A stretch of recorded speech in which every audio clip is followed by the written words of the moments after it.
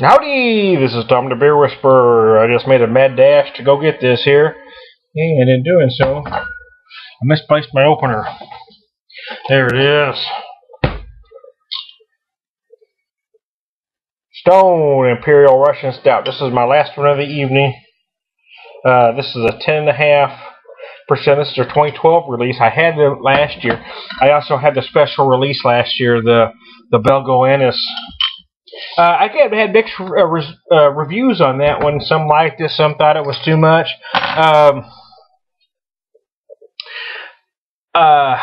You know, I was kind of torn. I love that. One thing I like about Stone is that they're not afraid to swing for the fences. I had somebody write on a post that I did about it.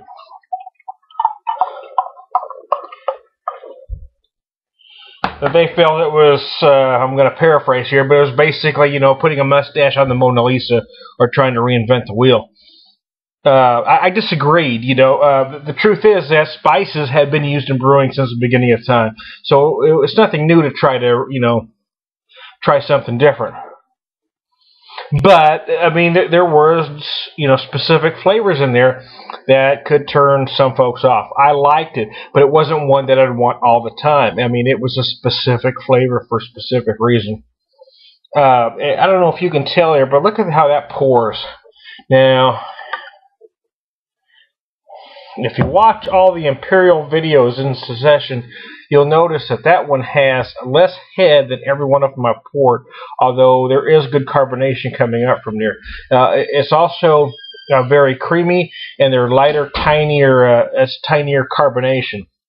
Whatever that means, but I'm telling you what you see there.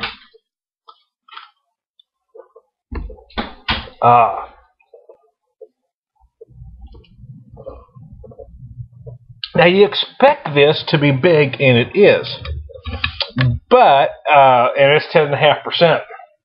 So it's the biggest of the ones that I've had this evening. So you have to approach this different. You don't drink one of these like you're drinking a session ale. That's what, you know, a lot of folks that have problems with big beers.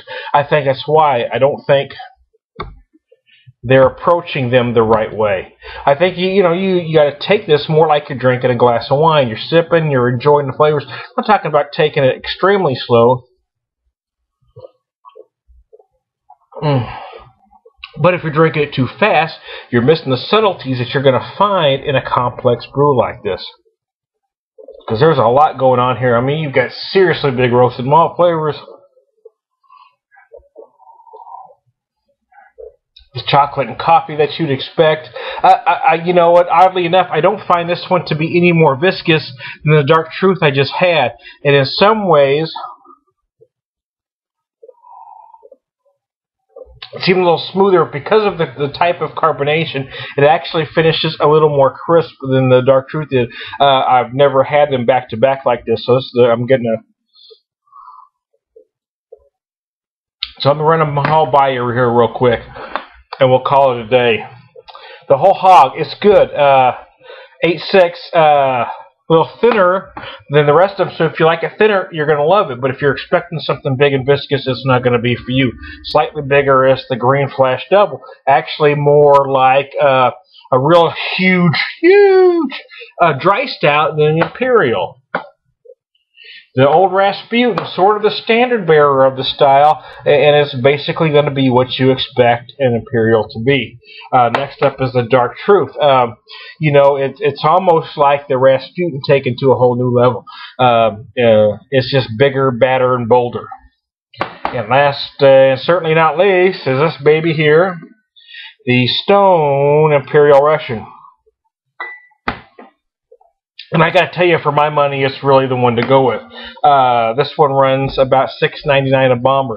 Not exactly cheap and not exactly expensive either, when certain other brewers are selling much lesser brews for $6.99 and way up.